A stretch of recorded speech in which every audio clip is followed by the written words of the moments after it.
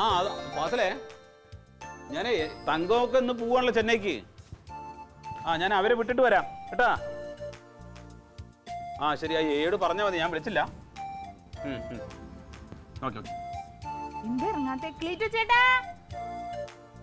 എന്തിനപ്പ അവരെ വിളിക്കണേ? വണ്ടി വന്നാലേ അവർക്ക് പോകാൻ പറ്റൂ.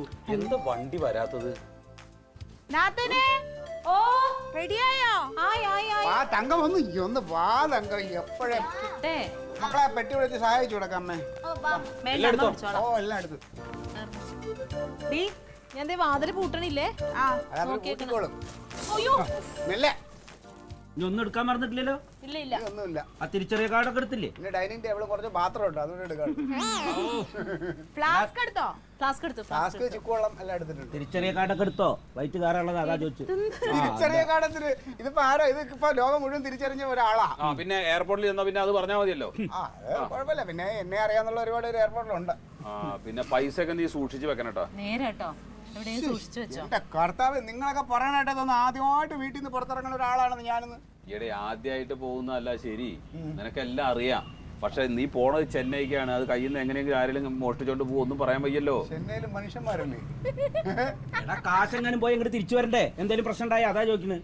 തുടങ്ങി ഒരു വഴിക്ക് ഇറങ്ങുമ്പോൾ ഉടനെ വേണ്ടാത്ത ചിന്തകളാണ്. കാശ് പോകാൻ എന്താണ് വെള്ളരിക്ക പറ്റണമെന്നല്ല, എനിക്കറിയാതൊക്കെ സൂക്ഷിക്കാൻ.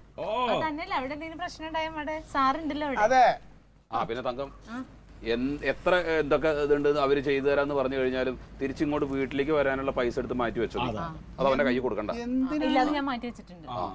എന്റെ അളിയാ, നമുക്ക് ഇങ്ങോട്ടുള്ള ടിക്കറ്റ് എല്ലാം അവരല്ലേ തരണത്, പിന്നെ എന്തിനാണ് നമ്മൾ പൈസ കരുതണേ? നിന്റെ സ്വഭാവം വെച്ചിട്ടാ പറഞ്ഞത്. നീ അവിടെ ചെന്നിട്ട് ഇവരെ റൂമിലാക്കിയിട്ട് നാട് ചുറ്റാനും രാഷ്ട്രീയം കളിക്കാനും നടക്കരുത്. എനിക്കറിയാം എന്തോ ചെയ്യണമെന്ന്.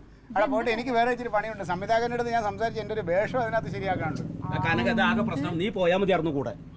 സത്യം പറഞ്ഞ ഇവന്റെ കൂടെ പറഞ്ഞത് എനിക്ക് തീരെ താല്പര്യമില്ല. അതെ, നിങ്ങളുടെയൊക്കെ ഉള്ളിലിരിപ്പ് എനിക്ക് മനസ്സിലായി.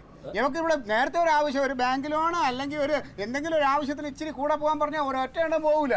ഇപ്പൊ അവർക്കൊരു നല്ലത് വന്നപ്പോ എല്ലാവർക്കും പോവാൻ ഭയങ്കര ഉത്സാഹമാണ്. 6 മണിക്ക് വണ്ടി വരാന്ന് പറഞ്ഞാണല്ലോ. ഇപ്പൊ സമയം എത്ര? 7 മണിയാവാനാ പോണേ. ഒന്ന് വിളിച്ചു നോക്ക്. ഞാൻ നേരത്തെ 2 പ്രാവശ്യം മിസ് കോൾ കൊടുത്തു, വെല്ലു കൊടുത്തു. അപ്പൊ ഇങ്ങോട്ട് വിളിച്ചില്ല. ട്രെയിനിനൊന്നല്ല ഇത് പോണത്, ഫ്ലൈറ്റിനാണ്. ഇതില് പൈസ അല്ലേ നമ്പർ? അതെ, 2 പ്രാവശ്യം ബെല്ലും എടുത്തു, അതിനുള്ളതേ ഉള്ളൂ. ടിക്കറ്റ് നമുക്ക് അതൊക്കെ അവര് കൊണ്ടുവരും. വരുമ്പോ ടിക്കറ്റ് ഒക്കെ അവര് നമുക്ക് കൊണ്ടുവരും. നമുക്ക് വണ്ടി വന്നിട്ടില്ലാന്ന് പറഞ്ഞു. ഇനിയിപ്പോ സാറ് നമ്മള് ഇറങ്ങിന്ന് വിചാരിച്ചിരിക്കുകയാണെങ്കിലോ? അതെങ്ങനെ മുടി ഈ കുട്ടീനെ അങ്ങോട്ട് കൊണ്ടുവിടുന്നില്ല. ഇപ്പൊ ഒരാഴ്ചക്ക് എടുക്കുമെങ്കിൽ അതിന്റെ ക്ലാസ് ഒക്കെ അവള് ലീവില്ല. അതിൽ കറങ്ങി അടിച്ചു പൊളിച്ചിട്ട് വാ, നന്നായി വരും. പെട്ടെന്ന് വരാൻ പറയാ. മറ്റേ അവൻ അന്ന് വന്നവൻ ഒരു ഉഴപ്പന, അവനെ കണ്ടാൽ തന്നെ അറിയാം. അവര് കൂടെ വന്നില്ലേ?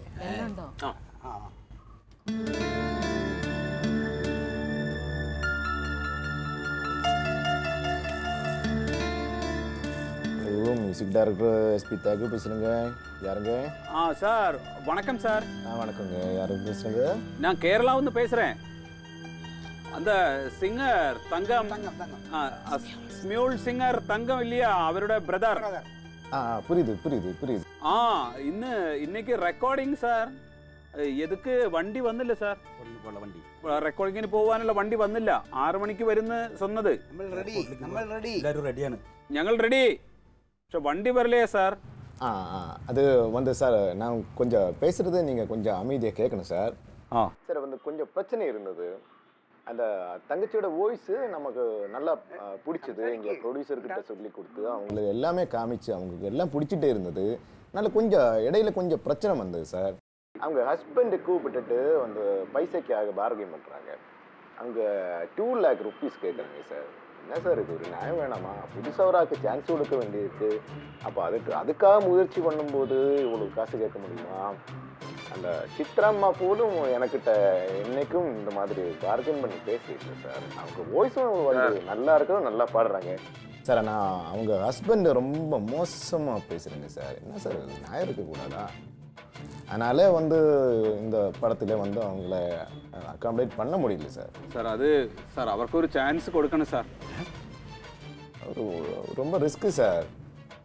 ஏதாவது பட்ஜெட் இருக்கிற படம் வந்துச்சுன்னா நான் கொஞ்சம் பார்த்துப்போம். அவ்வளோ சொல்ல முடியும் சார். எனக்கு ஹெல்ப்லெஸ் சார்.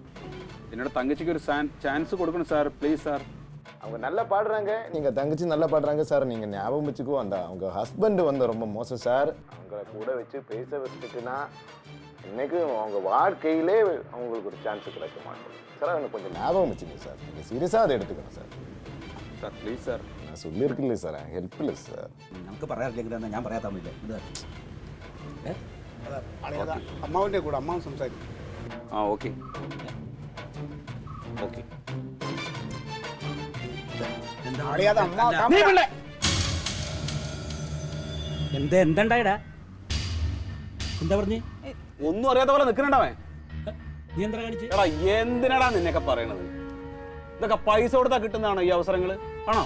അതിനിപ്പോ ഞാൻ എന്ത് ചെയ്തു? നിനക്കൊന്നും അറിഞ്ഞൂടെ? എന്ത് നിനക്കൊന്നും അറിഞ്ഞൂടെ? എന്തുണ്ടായി അത് പറ. നീ എന്താ കാര്യം എന്താ വെച്ചാ പറയാ, ചുമ്മാ ആവശ്യമില്ലാതെ.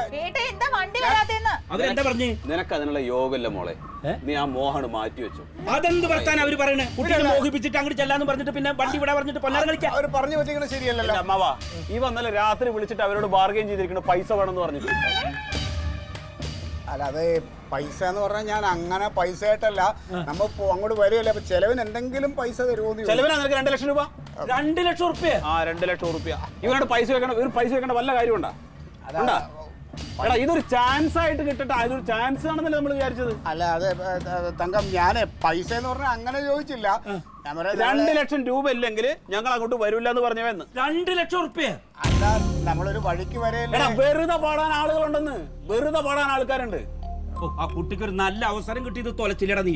അമ്മ ഞാൻ അങ്ങനെ പൈസ ചോദിച്ചില്ല, ചെലവിന് എന്തെങ്കിലും ചെലവിനാണ് നിനക്ക് 2 ലക്ഷം രൂപ. അല്ല അപ്പൊ അത് വേറൊന്നുമല്ല അമ്മാവ, അവര് തരാന്നും പറഞ്ഞു എന്നോട് ഇന്നലെ. അവര് തരാന്ന് പറഞ്ഞു പിന്നെ വരാണ്ടിരിക്കുക അവര്? ഞാൻ അയാളോട് സംസാരിച്ചപ്പോ 2 ലക്ഷം രൂപ തരൂലെന്ന് ചോദിച്ചപ്പോൾ അയാൾ പറഞ്ഞു ഞാൻ യോസിക്കട്ടെ തരാം നമ്മളായിട്ട് യോജിക്കണമെന്ന് പറഞ്ഞു, തരാന്ന് പറഞ്ഞു. പോത്തെ യോസിക്കറ എന്ന് പറഞ്ഞ് ആലോചിക്കട്ടെ എന്നാണ്.